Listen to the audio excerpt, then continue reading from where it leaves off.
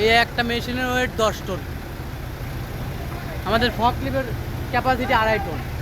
নিতে পারে না, এর লাগে এই ক্যারেন দিয়ে এরা। এখন আবার এটার মধ্যে কাঠ লাগাবে, কত সিস্টেম।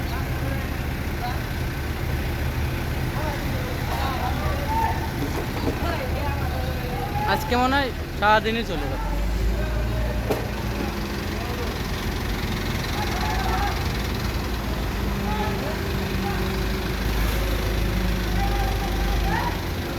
টেকনিক, কত টেকনিক ইউজ, ফকলিফট দিয়ে নেওয়া সম্ভব না।